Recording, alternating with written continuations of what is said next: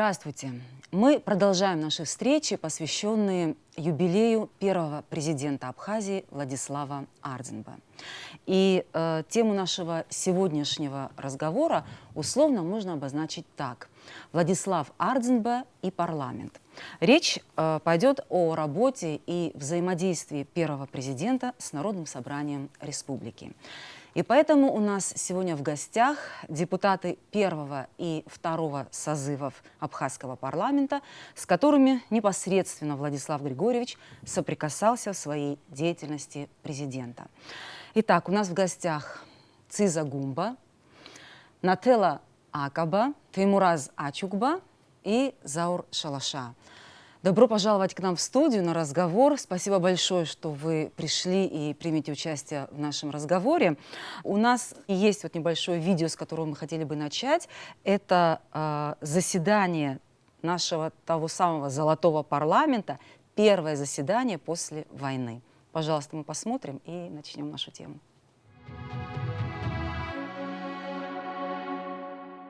Впервые после 14 августа,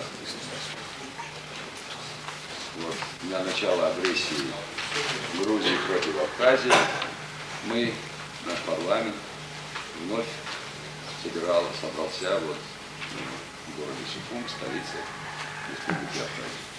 Я вас поздравляю с этим событием, с тем, что мы вновь здесь, в столице.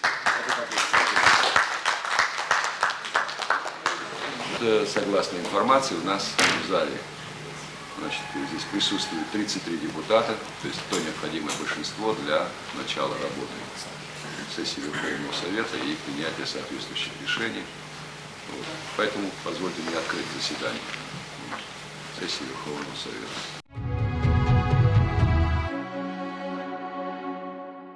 Нателла Нуриевна, конечно же, к вам я обращаюсь вначале. Вы наверняка помните это первое заседание.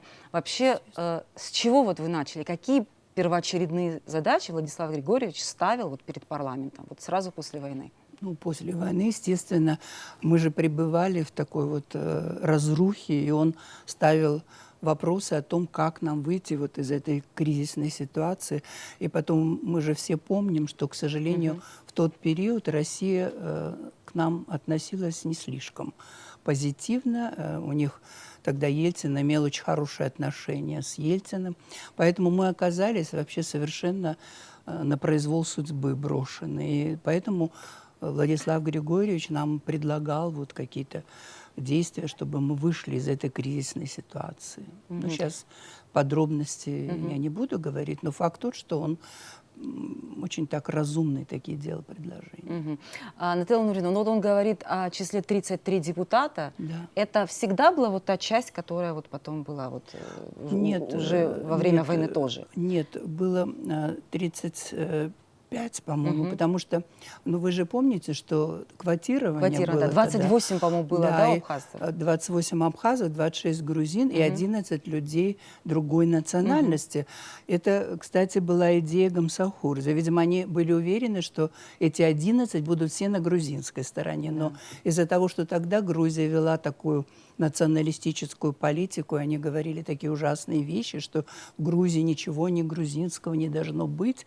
И поэтому многие из этих 11, они перешли на нашу сторону. Тем более, все, наверное, вы помните, что Айтгылара, когда был Народный форум Абхазии, он сумел сплотить вокруг себя и абхазское, и неабхазское население тоже.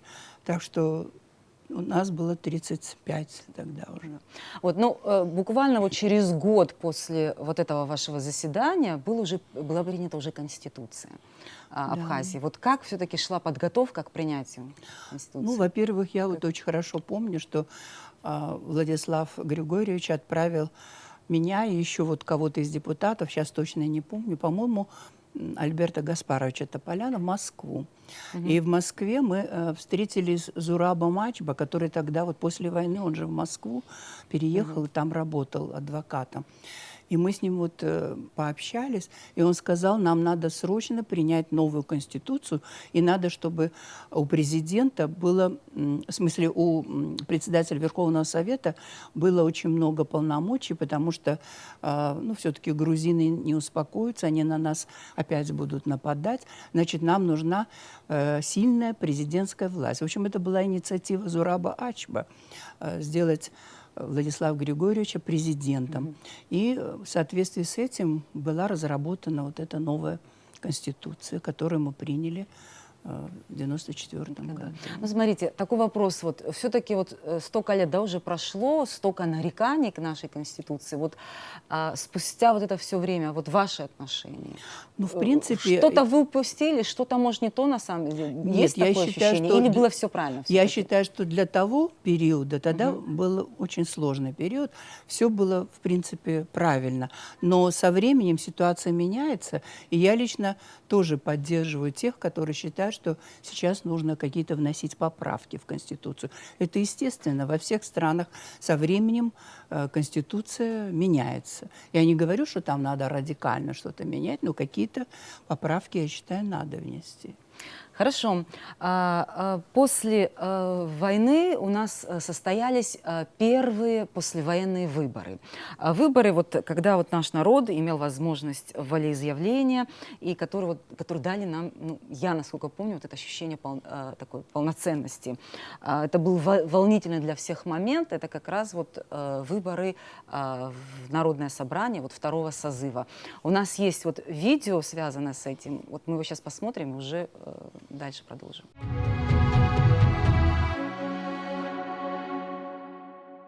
В Российской Федерации, я уже говорил, этому вопросу уделяется огромное внимание.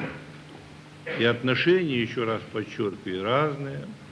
К сожалению, с подачи грузинского руководства некоторые средства массовой информации говорят, что этих выборов проводить не следовало бы. Связывают это с необходимостью определения политического статуса, предварительного определения этого статуса, с необходимостью решения проблемы беженцев и так далее, и так далее. Мы хотели бы сегодня обсудить эту проблему вместе с вами и высказаться по этой очень животрепещущей проблеме.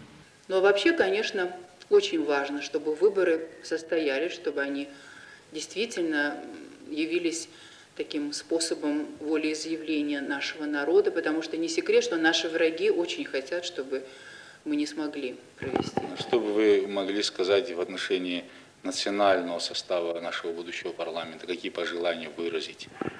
Я думаю, что вполне естественно, что этот парламент будет многонациональным. По-другому и быть не может, ведь все-таки Абхазия – это полинациональное сообщество. Я уверена, что представители всех народов, проживающих в Абхазии, и в том числе и грузинского населения, жители Гальского района, они обязательно будут представлены в нашем парламенте, потому что иначе мы не сможем построить полноценное общество, демократическое.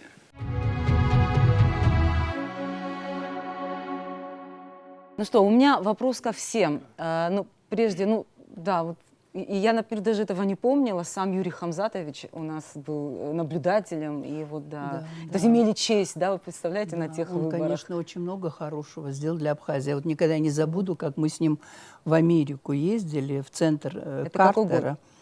Это было в 93-м, в начале 93-го года, и мы там вот об Абхазии рассказывали, все как есть. И Юрий Хамзатович все время нас поддерживал. Да. Ну, как раз он, как вот сейчас и говорил, вот о той обстановке, да, в которой все-таки проходили те вот выборы парламента. Как вот вы помните это? Вот в какой все-таки обстановке это проходило? И кто шел тогда в депутаты? Тимур Азалиевич. Да, действительно, это второй созыв парламента. Шли в основном участники войны, участники национального освободительного движения, ученые, писатели.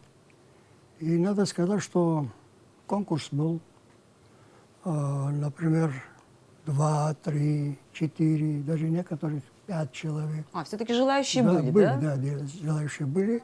И так получилось, что, ну, и я не потому говорю, что это я находился там, но этот парламент тоже оказался удачным парламентом. Даже в том отношении, что у нас 7 человек были кандидаты наук, 5 человек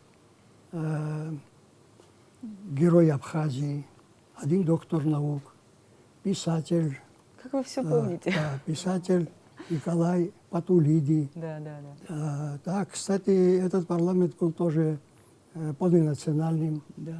У нас были представители, 4 человека были представители армянской национальности, 3 русской национальности, 3 грузинской национальности. Ну, грек был, я как уже сказал. Так что парламент состоялся, и, кстати, очень тяжелый период был, и тогда тоже. Тяжелый был, потому что все-таки война закончилась, как говорится, боевых особых, так, на фронтах боевых действий нет, но есть другая сторона войны. Это, во-первых, террористическая диверсионная война, которая почти такого, ну, дня не скажу, но через 2, через 3 дня взрывали, Да. значит, убивали. Потом очень много вреда наносили, значит, также во время взрывов и во время нападений, особенно в Гальском районе.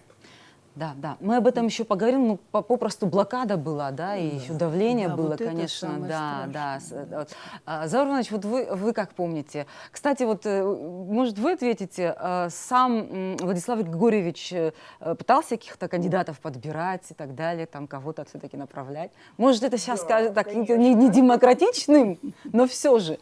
Ему же нужно было. Я не помню. Нет, у нас было, конечно. Давайте вы начните. Так После же. выборов, Давай, давай. после выборов, ну, я не знаю, по-моему, он всех отдельно с каждым беседовал. Нет, Во это всяком да. случае, он меня приглашал, и я никогда не забуду. Я была в Лыхнах, когда мне сказали, что завтра там в 9, в 10:30 надо быть у президента. Но это было что-то ужасно волнительное, я всю ночь не спала. И когда я приехала, и в приемной было много очень народу, и все были военные, очень почему-то громко все разговаривали.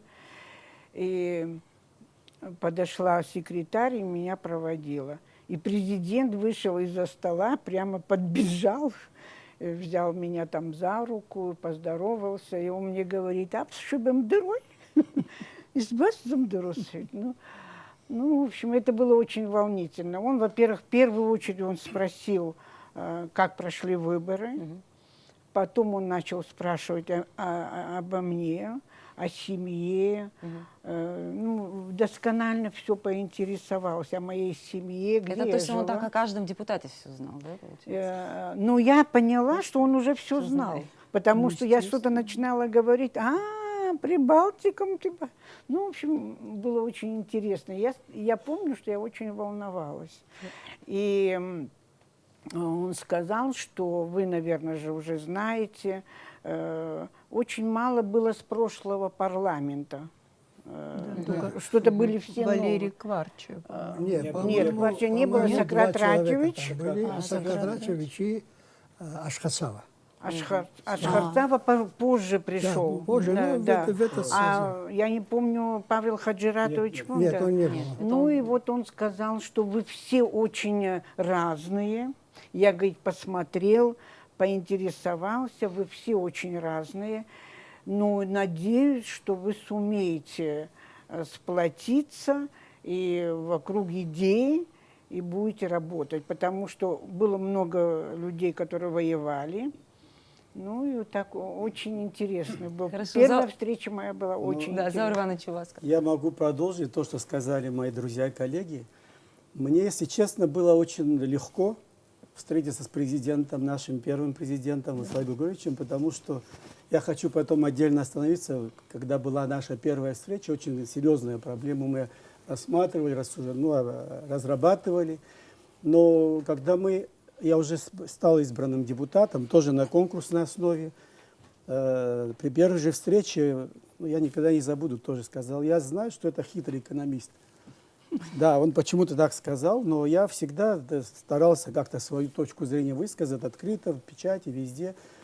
Ну и почему он сказал, тоже я понял, потому что первый же состав правительства, который был сформирован после военный период, Нателла Нуриевна была членом правительства, я помню, министром. Очень недолго. Недолго, но министром была информации и Сапят печати. Ратьевич, был Константин Константинович Узган и так далее. Я как-то интервью у меня брали в абхазском телевидении, я сказал, что даже в Российской Федерации столько нет вице-премьеров, как в нашем абхазском правительстве.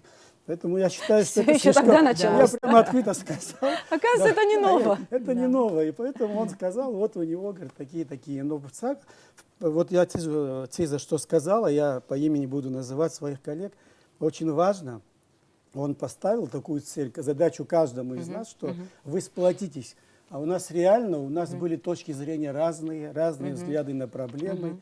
Попозже уже сформировалась оппозиционная подгруппа, но мы всегда по глобальным вопросам нашего развития находили общий язык, создавали согласительные комиссии с правительством и так далее. То есть мы находили точки соприкосновения и решали самые насущные проблемы. И еще больше сплотились все наши депутаты парламента и правительства, 98-99 год, когда первый самый серьезный кризис, когда возник после дефолта России и объявленных экономических санкций. Тогда мы практически действовали как единый централизованный орган госвласти, потому что правительство представляло первоочередные меры, которые необходимо оперативно реализовать, а парламент, где нужно было вмешательство по законное подтверждение, то есть поправки разные вносили.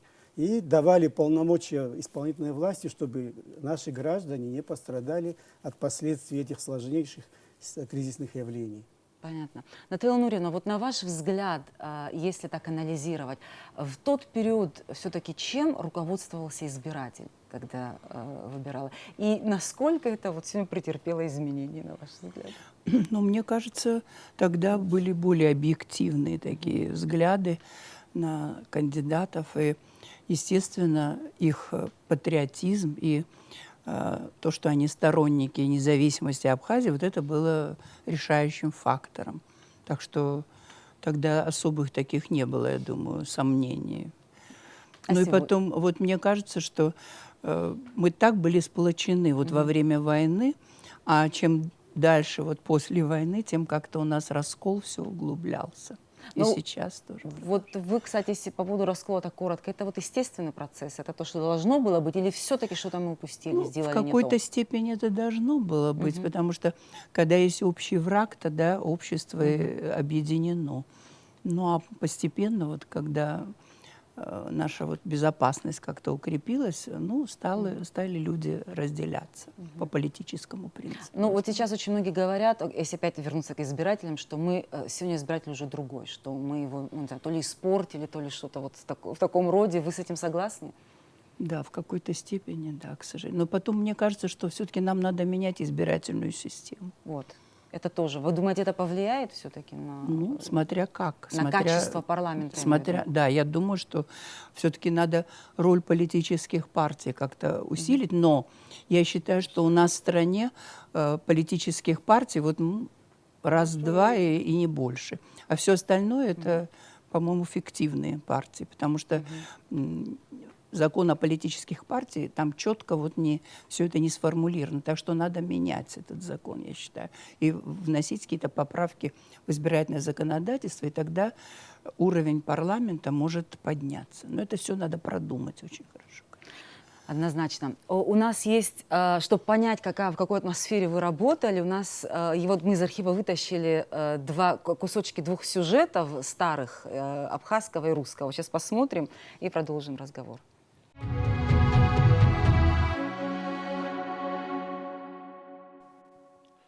Жлары зарапна пснахинткара хадихатарник батал тапагуа, а депутат Сохопшни Редрикулар Терезанегит о репатриации за законопроект ويزغويتيت اري دокумент جلاريزر خالد كويا كميسيا كويرقنا ازنكم كوا اشال شاجخز اشال رجالخز يخطب حيري بخزوزاب صخره كوا جلاريزر парламент بجرت بمدار كوي حجين جواير ز كميسيا خان بيوتشين جيز بيغوا اري باتريان شرز دокументи بزيوب اخوانه депутат شو اريدركولرز درفيت ورتوس يجي قرزيت شترنخص ازيو بيشوش كسز اتم حنتكارا كورش قيغاز ابسوار خلط شتركوا اربسات جلاشقا يخنحنا الريسبوبليكا يوعد بيسان اقالارتز اريازاكوان ازинду корнатоит Атулахчари ашар тадырзы ахелак ахантою Сергей Матасян, а республика законква адгила шахби аррамацуи статус сиркнап сахраквала гала тухиqицез ажалагала, а депутат шеридрикылейт.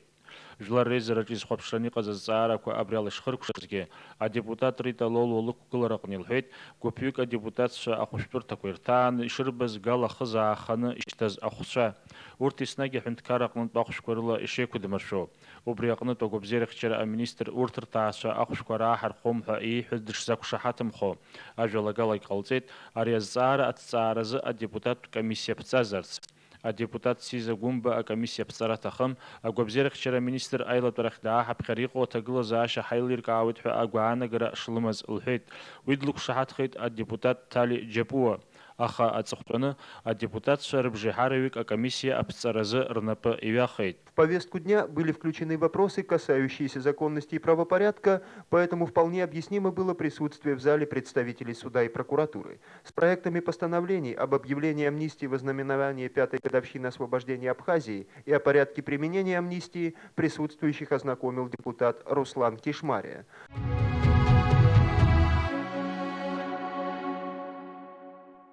Тимур Азалиевич, как проходила вот эта рутинная работа? Насколько она была продуктивна? Знаете, работа проходила, конечно, во-первых, в сложных условиях. Начнем с того, что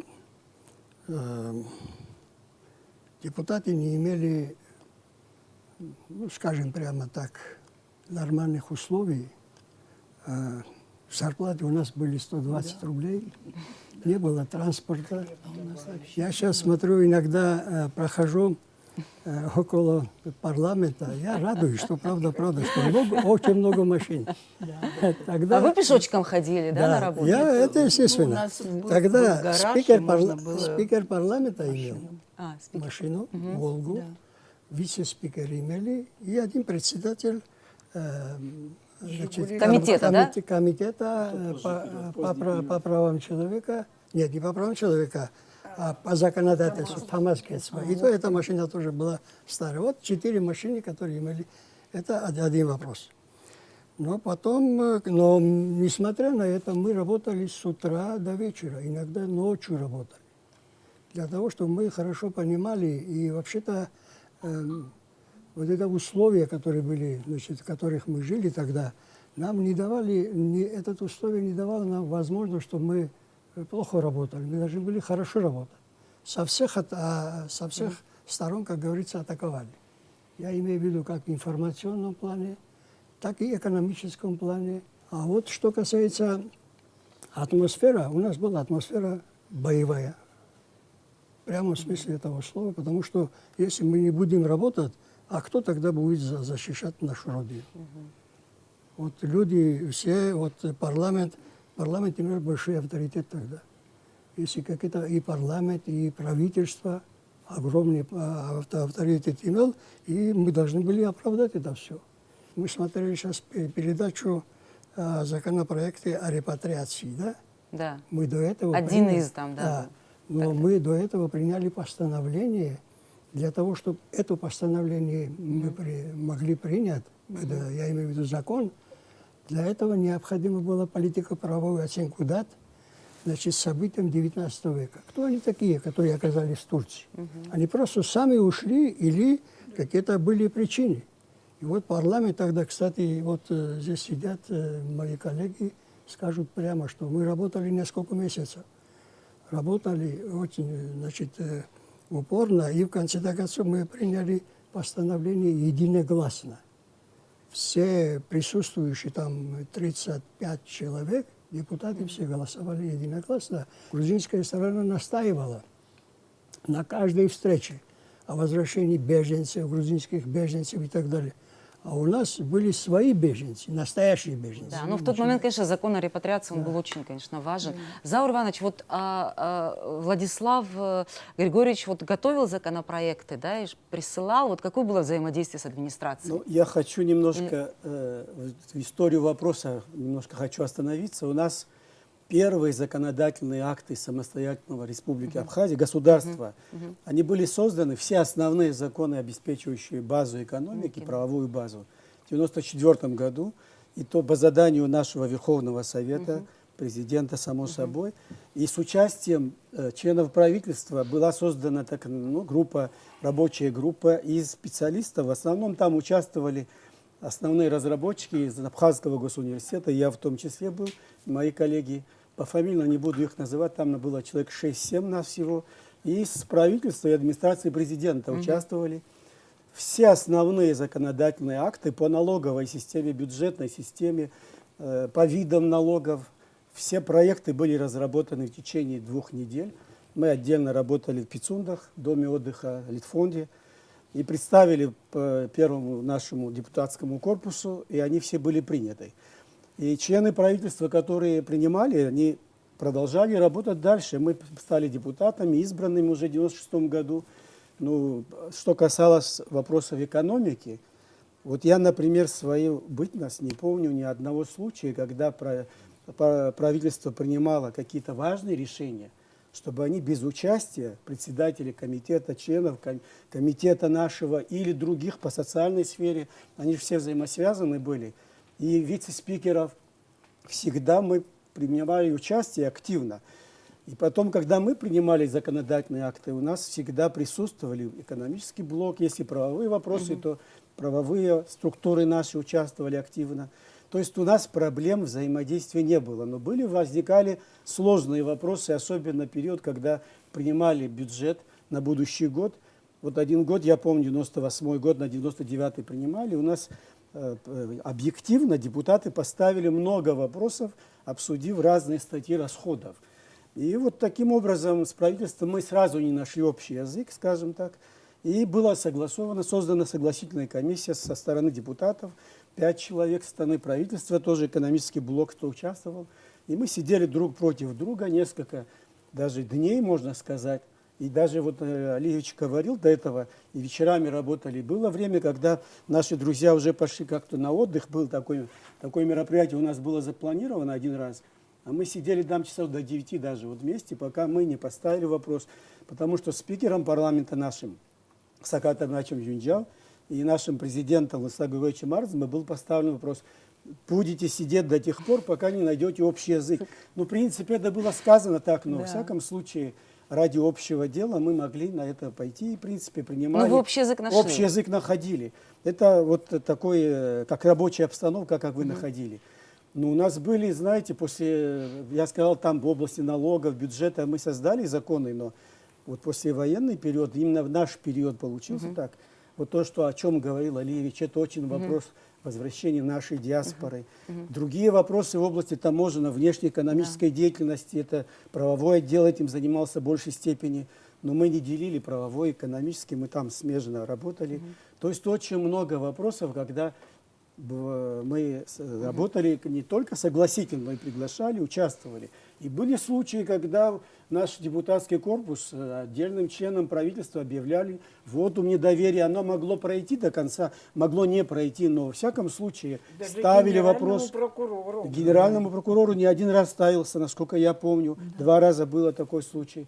И знаете, мне что понравилось больше всего в этот период, это не воспринималось со стороны президента, как будто что-то случилось сверх. У депутатов есть права на это. Они пользуются конституционными полномочиями. Значит, надо находить, исправить ситуацию. Таким образом, подход был чисто профессиональный и деловой. И в этом плане мы выходили из ситуации правильно. Наталья Нуриевна, Что касается законопроекта, вот Заур Иванович не даст соврать, потому что очень много законопроектов приходило по экономическому блоку. Да? Где-то 60-70% этих законопроектов мы получили от значит, администрации президента. Вот, все-таки, Да, да, естественно, около 60-70%. Циза Кезымовна, вот вы чувствовали вот эту ответственность, которая лежала на вас? Все-таки то, что вы тогда принимали, это то, что должно было работать на десятилетия. То есть это вот на десятилетия вперед страна будет жить вот дальше Конечно, вот по этим законам. Ну как можно было это не чувствовать? Конечно, мы, может быть, иногда даже злоупотребляли, что мы ответственны, мы избирателю обещали. И, конечно же, у меня такое ощущение, сейчас вообще депутаты не чувствуют никакой ответственности. Во всяком случае, вот такой, который мы переживали. Мы, во-первых, очень часто ездили к своим избирателям. И какая-то такая взаимосвязь была необычная. Любые проблемы, которые возникали в парламенте с командой президента или с самим президентом, это становилось достоянием, и люди приезжали. Но то, что вот в последние годы происходит, это вообще невозможно даже представить, чтобы в тот период, чтобы собирались там толпы людей, устраивали какие-то акции. Этого не было. Или давили на парламент, да? Да, да. Вы представляете, что президент, идет заседание, открывается дверь, и президент мог зайти. И вот как мы пионеры, мы и так сидели как за партами, все вставали. Он говорил, я хочу поприсутствовать, послушать, что вы делаете. Ну, конечно же, много было споров у нас, очень много было. Мы думали, что вот мне казалось, что наш юридический правовой комитет это все время соперничали с комитетом Шалашава, что как он что-то, какие-то, постоянно у него какие-то разработки были. Но без правового у него, конечно, Тамаз Иванович всегда был там рядом. И Италия, там абхазский язык, закон о языке, и социальный, Рита Владимировна. Я не знаю, не было ни одного комитета, который не работал, просто не прохлаждался. И чтобы в парламенте не было депутатов, такого тоже никогда не было. Да.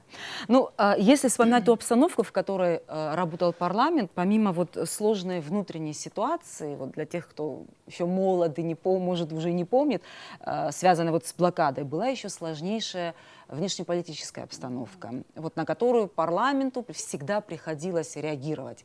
И парламенту, и президенту. Вот сейчас следующий сюжет, и мы продолжим разговор.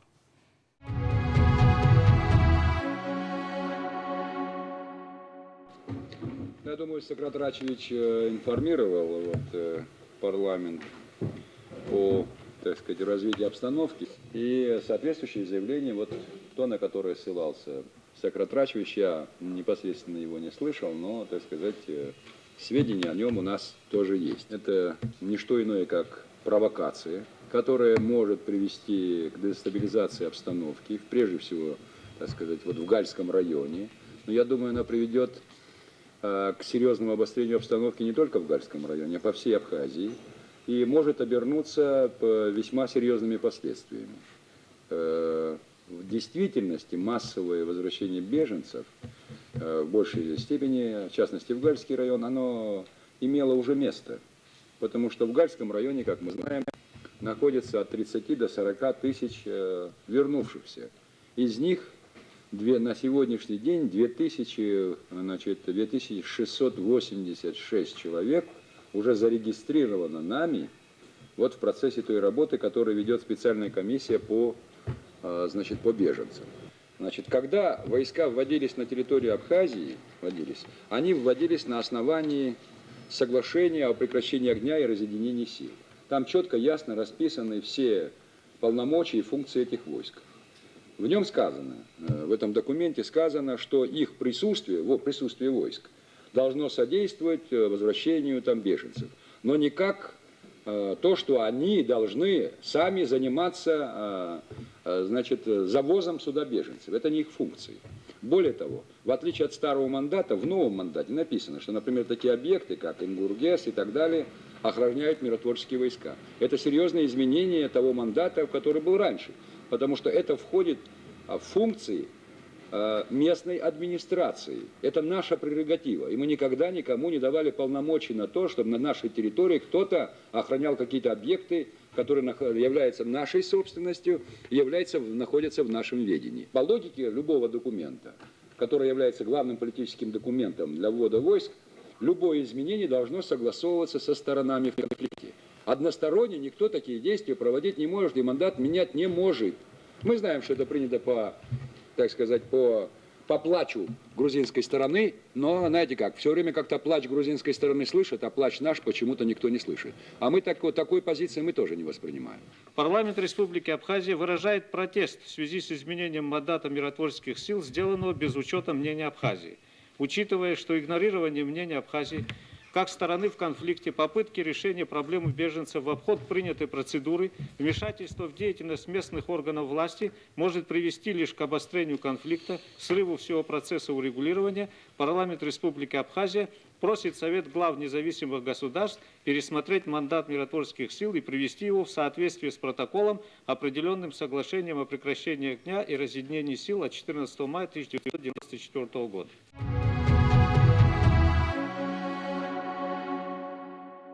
Если я не ошибаюсь, Наталья Нуриевна, это было при вашем, да, изменении мандата, да. Насколько вообще часто приходилось вот так вот реагировать парламенту на вот такие вот вещи? Ну, в тот период часто приходилось, потому что, в общем-то, все против нас были настроены, я имею в виду все международное сообщество, все были на стороне грузин, и нам приходилось как-то объяснять вот ситуацию. И вот когда говорили о том, что надо всех грузинских беженцев вернуть, мы пытались напоминать вот этим иностранным всяким представителям, что когда эти войска были введены на территорию Абхазии, местное грузинское население все радостно их приветствовало, а они начали тут убивать мирных граждан. И мы им пытались объяснить, что вот после вот этого невозможно себе представить, что сейчас все грузины вернутся в Абхазию. Бугайский район, понятно, там грузинское население всегда проживало компактно. А в других районах, где проживали рядом грузины с абхазами, это себе невозможно представить. Вот, например, мой дом, который находился на улице Казбеги, тогда она называлась, был сожжен моими грузинскими соседями. И что, они сейчас могут вернуться? Так что ситуация совершенно иная. Но вот это, о чем идет сейчас речь, вот заявление, которое было сделано в Верховном Совете, это как раз идет речь о том, чтобы вести людей как можно больше сюда. Это идет речь 1994 года, мы хорошо помним, 1994 года, когда из Зугдитского района хотели детей с цветами на мосту перейти, чтобы прийти как будто к себе на родину. Это была, конечно, провокация. Принципиально стоял вопрос о том, что обязательно вопрос урегулирования конфликта, политического решения. Что касается возвращения беженцев, это вопрос очень сложный вопрос. Там, что говорит Владислав Григорьевич о том, что 2000 чем-то человек получили возможность, чтобы регистрировали, да? Остальных не регистрировали. Почему? Потому что грузинская сторона не хотела регистрировать. Из-за того, что там в документе было указано, вот, который заполняется анкета, ты где находился во время войны, чем ты занимался. Там надо было кстати, указать, он здесь говорит, мы просто вырезали. Это очень такой... У нас своя анкета. Конечно, это очень принципиальный вопрос, потому что возвращение беженцев, это означает начало новой войны. Конечно. Вторым созывом был принят такой один из главных документов, это акт о государственной независимости. Это самый главный. Да, главный документ. Вот я помню, что очень много было разговоров, многие говорили, что пока этого не стоит делать, потому что ситуация была сложная, Россия могла еще гайки закрутить там еще больше, опасность была, но все-таки этот закон был принят. Вот как вы помните, как он все-таки принимался? Нет, вы знаете, это был для меня, в моей семье, это история моя, что моя подпись стоит среди всех тех, кто и принимал, и потом этот акт подписывал. Ну, это было что-то невероятное. Во-первых, не только это, и очень много других документов, которые мы приняли тогда, по сей день они работают, а многие навряд ли сегодня уже приняли бы. Я думаю, что этот был один из таких самых важных актов, которые... Это было так торжественно, так волнительно. Но мне кажется, что это вот история, которая, она, ну, вы знаете, разное было в то время, и среди своих, и из-за рубежа. Ну, о Грузии уже не говорю, но с российской стороны тоже. Очень, что мы поторопились, что не стоит этого. Но позиция Владимира Григорьевича была, по-моему, принципиальная, да, в тот Да, момент? Да, ну, вы знаете, в очень многих, почти во всех вот наших документах позиция президента была главенствующая. И конечно же, иногда мы спорили, это отводилось, допустим, если это было... предполагалось Сократовичем, вот здесь, в этом заседании мы можем принять. Но мы, конечно, очень много было иногда споров, но столько документов было, постановлений принято благодаря вот Юрию Гдисовичу, Тимуру Алиевичу, политических, которые сегодня, мне кажется, чтобы нам внутри страны бы мало кто позволил нам принять эти законы. Но огромная работа шла. Я всегда очень горячилась. Ну, они знают, я постоянно выступала, очень эмоционально. И Тимур Алиевич всегда так сторонился, а Юрий Гдисович меня брал за руку, сажал и начинал мне объяснять, что все, что ты хочешь, будет, но только ты не баламуть всех. И мы к этому придем, только не торопись. Вы знаете, все друг к другу относились очень доброжелательно. Вот Павел Хаджиратович, я помню, Шота Шаматава, боже мой, Гальский. Да, необыкновенный был человек, доброты и широты необыкновенной. Ну, я не знаю, Майя Алексеевна, ну, все. Заур Иванович, а вообще как в народе вы воспринимали ваши решения? А в обществе, знаете, мы, на самом деле, Циза, как сказал, это гордость. Когда ты видишь, открываешь акт о государственной независимости, там фамилии мы не расшифровали. Но первые буквы, кто знает, там студенты, другие, третьи преподаватели звонят. Твою подпись там мы видим. Или с телевидения звонят, пожалуйста, скажите два слова о той ситуации. Ну, вы просто знаете, это я хочу, если вы мне позволите, мои коллеги, вот, чтобы государство было независимой, суверенной, всегда она должна обладать определенной экономической базой мощной. И наш первый президент всегда говорил, если у нас сильная база, мы можем громко, открыто говорить с любым противником. И в этом плане он надеялся на те исследования, которые провели в Абхазском институте гуманитарных исследований сегодня. Тогда назывался институт Абни имени Гуля. С участием специалистов университета под руководством Владислава Григорьевича издана книга в 1989 году. Он директором был. Вот здесь расписана экономическая база суверенитета Абхазии. Первая книга была, это научная статья такая, но в собранном виде. А вот позже приняли как концепцию перехода Абхазии к рынку на самофинансирование. То есть здесь, коротко если сказать, самообеспечение. Вот этот документ впоследствии был распространен Владиславом Григорьевичем Арзенбо среди депутатской группы всех автономных образований Советского Союза.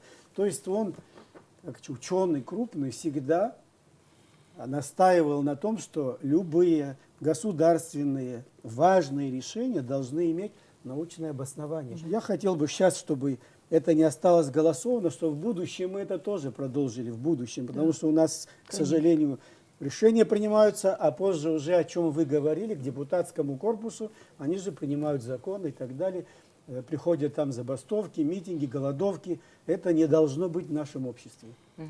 Понятно. Вот, если можно, по поводу акта независимости, вот я вспоминаю то, что Вот документ, который был принят, международный документ 4 апреля 1994 года, в этом документе констатирован факт о том, что между Абхазией и Грузией отсутствуют государственно-правовые отношения. Это в апреле 1994 года. И вот это был очень такой, знаете, вначале, наверное, грузинские эксперты не поняли. И подписали этот документ, оставили так. Потом они когда вспомнили, что-то не то сделали они.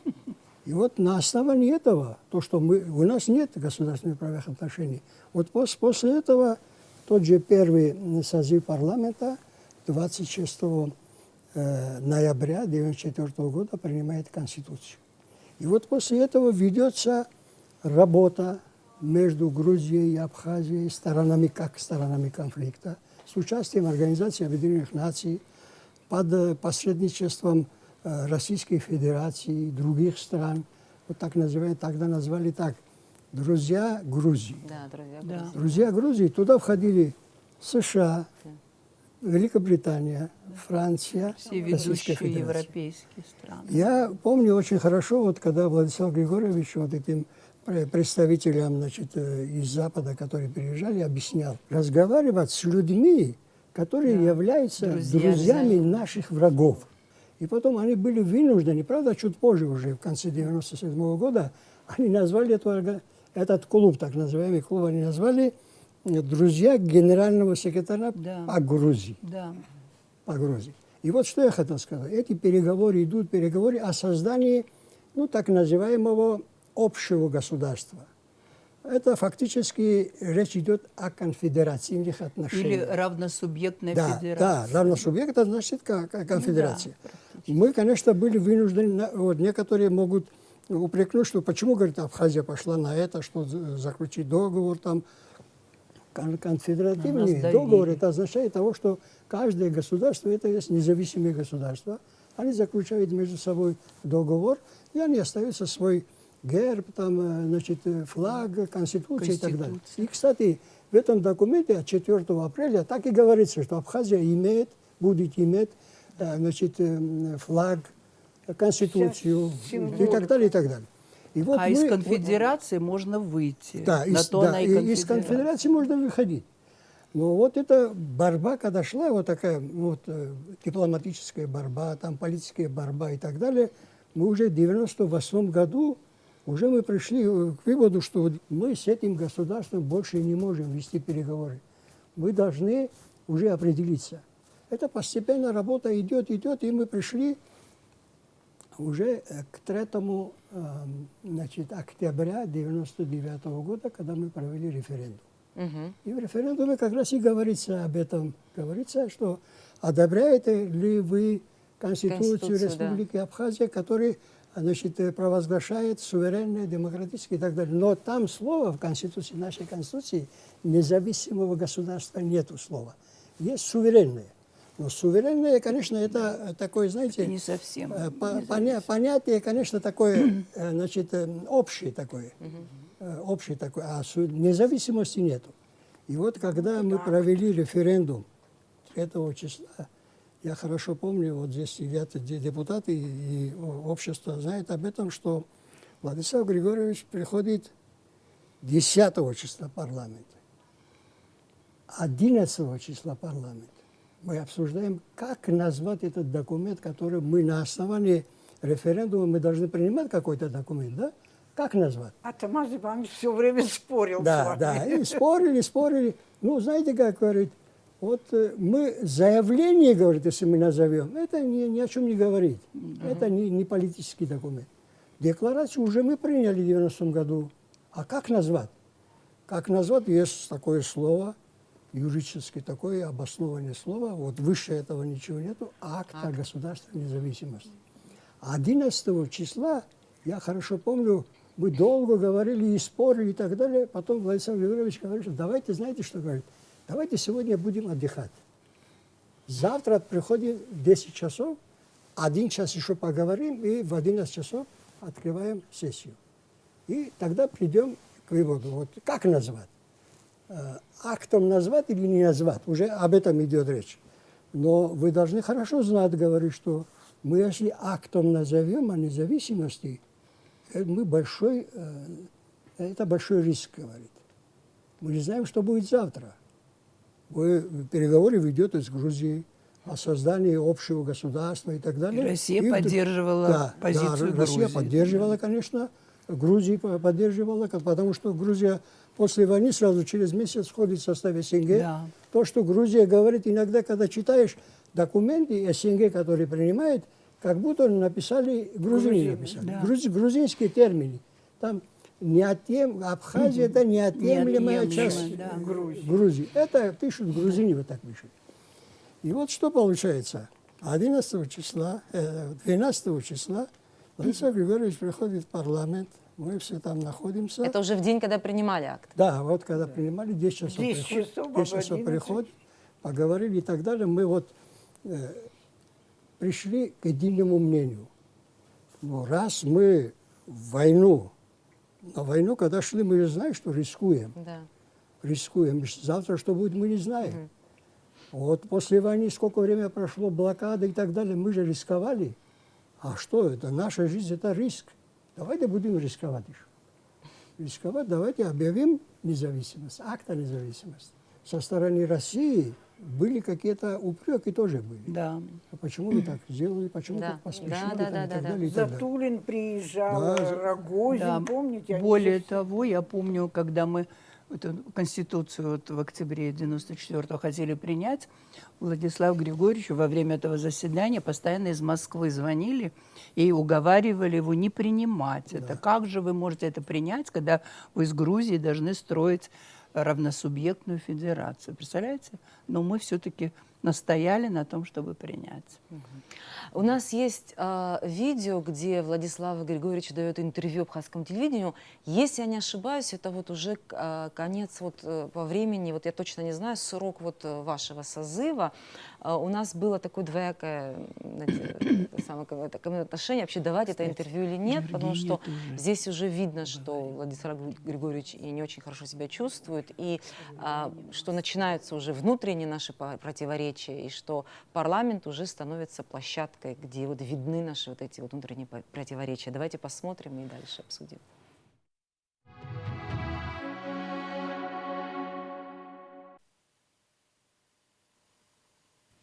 Владислав Григорьевич, ряд общественно-политических партий в письме вам и спикеру парламента оценивают ситуацию, сложившуюся в республике, как, цитирую, накопившиеся с годами кризисные явления, отсутствие сколько-нибудь серьезного экономического роста сопровождается дальнейшим ухудшением материального положения подавляющего числа населения. Как вы оцениваете экономическую и политическую ситуацию, сложившуюся на данный момент в республике? Подробная оценка и экономического положения, и политического в Абхазии дана в моем послании парламенту. Послание парламенту одновременно и послание народу, всему народу. Вот. Но у меня складывается впечатление, что некоторые лидеры общественных движений это послание не читали. Но вы знаете, что я ученый, поэтому я привык использовать аргументы и факты. Вот если мы бюджет увеличили за один год, предположим, за один год в 2 раза, это как кризисное явление. Если мы зарплату подняли в 2 раза больше, если мы, скажем, зимой свет, ну, за исключением аварий, у нас свет на 4 часа в некоторых странах у нас был целый день. Да. Значит, хорошо, минимум. Значит, бензин есть, хлеб. Перебои были? Нет, не было. С газом? Нет. Так кто это все? Я не буду о другом говорить, но кто это все организовал? И что касается политического положения Абхазии, тоже положение наше стабильное. Все же, знаете как, вот требований к властям очень много. И совершенно справедливых. Я даже, если честно говорить, я накидал бы больше вопросов. Вот. Но с другой стороны, вот если ребенку от рождения, от времени рождения 7 лет или 10 лет, на него смотреть как на ребенка. Вы хотите государство, которое имеет за своей плечой, за своими плечами всего 10 лет, вы предъявляете требования как государство, которое существует несколько столетий. Вторую неделю правительство находится в отставке. Как вы прокомментируете эту ситуацию? Ну, ничего необычного не происходит. Есть Конституция Абхазии, которую некоторые, к сожалению, не читали. Вот. А есть закон о правительстве, есть, наконец, практика мировая. Правительство уходит и приходит. Вообще и президент тоже приходит и уходит. Самое главное, народ остается, страна остается. Вот. А правительство, ну, честно говоря, я не планировал в данный момент смены правительства. Вот. Я полагаю, что закончится полугодие, правительство отчитается, вот, и потом уже будем решать вопрос, будет ли нам продолжать работу или будет ли смена правительства. Так что смена правительства целиком и полностью инициатива премьер-министра. Я хотел бы на это обратить внимание. И даже для меня лично это создало определенные трудности. Почему? Потому что положение во втором квартале, насколько я знаю, довольно сложно. И в этот момент правительство устраивать уход в отставку, мне кажется, не самое удачное дело. Вот. Но все же не такие трудности у нас бывали. Так что ничего необычного не происходит. Вот. Все естественно. И для этого нам не надо, как тут пишут, собирать парламент и с участием лидеров общественных движений. Но какое они отношение имеют к парламенту? Парламент сам решает, если есть такой. Но, с другой стороны, это же полномочия президента.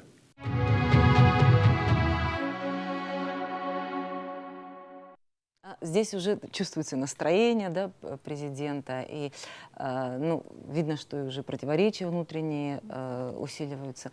Вообще, на ваш взгляд, вот тот момент, на самом деле, как говорил Владислав Григорьевич, слишком много было претензий, или это все-таки было все обосновано? Тогда, он как раз очень толерантно относился к тогдашней оппозиции, и здесь вот это тоже нашло свое отражение. До политики пока еще. Вот он в первую очередь сказал, Владислав Григорьевич, о том, что кризисные явления наблюдались во всех сферах экономики, что много чего там, элементарные вопросы достигнуты, как это получилось. А я хочу раскрыть некоторые, можно сказать, эти карты, но это было с договоренности в тот период, когда Россия еще не сняла с нас экономические санкции, страны СНГ в том числе.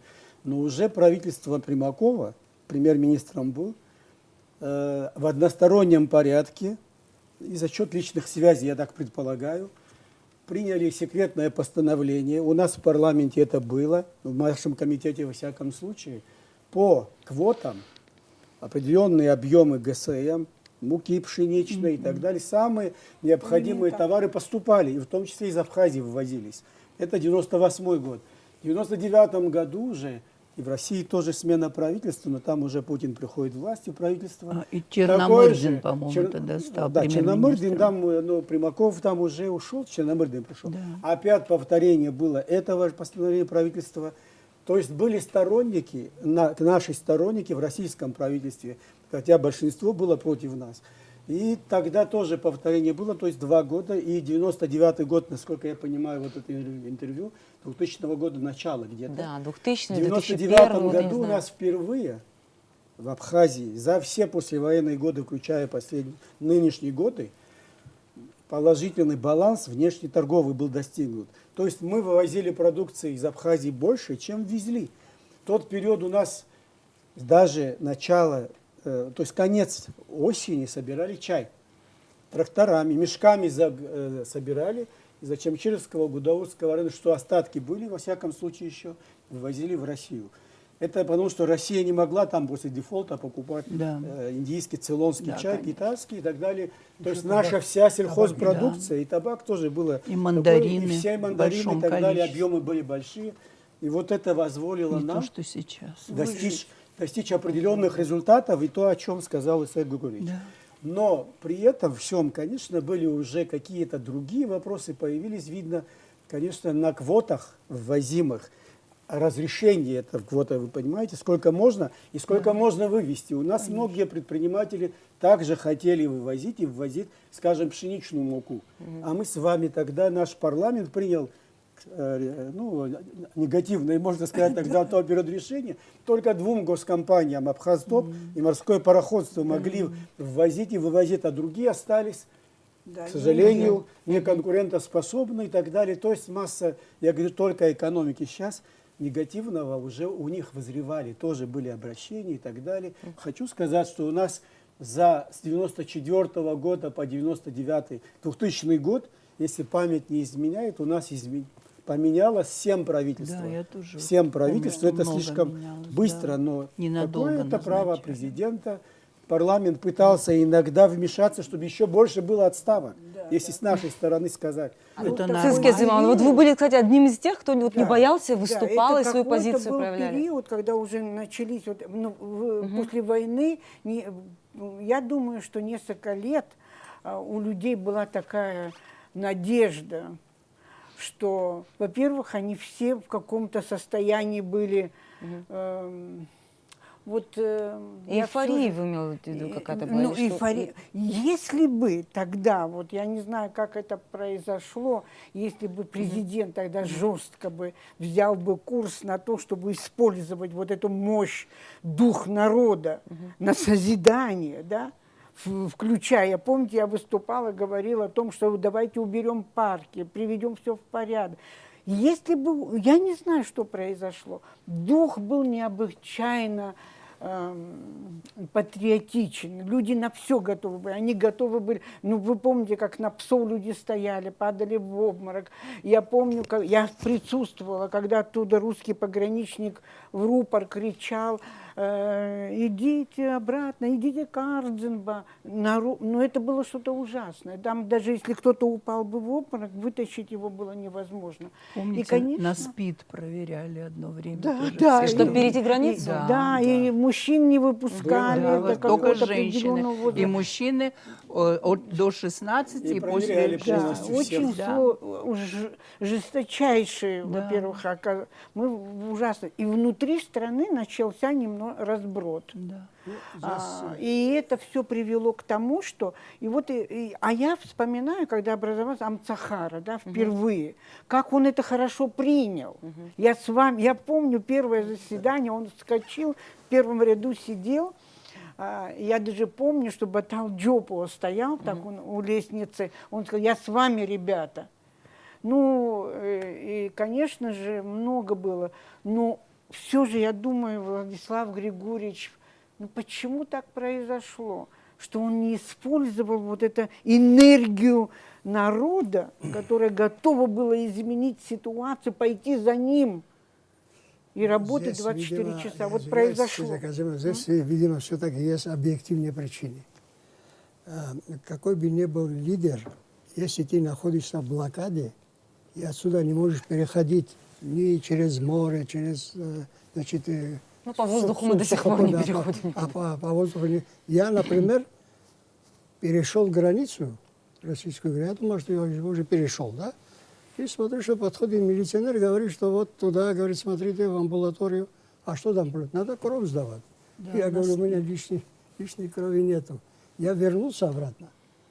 А мужчин, действительно, мне тогда было 60 Да, лет. через многие унижения нам приходилось, да, проходить. Использовать, вот, например, вот сложность, тоже, которая от тебя, от лидера не зависит, от парламента не зависит. Да, ну, конечно, у каждого человека может быть какие-то минусы, там, естественно, плюсы и так далее, но в этом отношении я, например, не... Вот в каком состоянии мы оказались в 98 году, дефолта когда было. Вот сегодня, например, рубль стоит 50 рублей, завтра 55 рублей, послезавтра 70 рублей, до 600 рублей. 5 рублей стало до 600. Вот что может президент делать, что может парламент, когда своей валюты нет, своих возможностей нет, своей экономики. До сих пор нет. Так что вот это все-таки, я думаю, что мы должны отличать объективные причины от субъективных. Кто бы ни пришел бы туда, да, допустим, Владислав Григорьевич ушел бы, допустим, или парламент ушел, другой премьер-министр ушел, другой премьер, ничего не могли бы делать. Да, немного, может, исправили бы ситуацию до каких-то значит, до какой-то точки, как говорится, дальше не могли пойти. Тимур Алиевич, даже те, которые в какой-то мере были не согласны с Владиславом Григорьевичем, не представляли себе другого президента. Ну это Нет, да. конечно. Да, Да, мы не конечно, да. я, Не например, против него да, же не были против настроены, него. а против Да, естественно. окружения. Но здесь мы, знаете, еще один факт не учитываем. Вот его, Владислава Григорьевича, человеческие, гуманные качества, которые он всегда по отношению к своим гражданам испытывал. Вот у нас вопрос ставили в парламенте, я помню, наши депутаты, что у нас некоторая часть наших граждан оставили свои дома в селах, перебрались в город, Да. что масса Очень людей, многие, которые должны были бы в своих хозяйствах работать, а сегодня безработные в городе и так далее. И я лично задал вопрос тоже в одном из крупных совещаний было тогда, а почему мы не можем принять более жесткие меры по отношению к тем, которые не хотят работать, как было это в Германии после войны, период в Вьетнаме, все государства, Которые прошедшие прошли войны, через да. через это. В одних странах была принята политика всеобщей повинности, то есть люди трудоспособного возраста должны были работать. И он просто очень гуманно тоже ответил, вы знаете, говорит, если любые административные действия по отношению к своим гражданам дает обратный эффект, то есть не воспринимается нашим обществом вот жесткое отношение. Может быть, он и прав был, скорее всего, наверное, но у нас вот это отношение доброе к нашим гражданам, в том числе и предпринимателям, которые очень сильно щадили в тот период, это постепенно перешло в сознание, что можно не платить налоги, за что я могу платить, что мне государство сделало, что я должен. Вот это все, вот, знаете, вот мне кажется, это тоже сыграло роль. Помните, мы говорили вот даже о тех, кто... чтобы мы, парламент, имел возможность выше меры наказания. Помните, тогда мы говорили, чтобы не президент подписывал, а нас 35. Какую-то ответственность. Мы говорили, что поделитесь своими полномочиями. Это облегчило бы ему.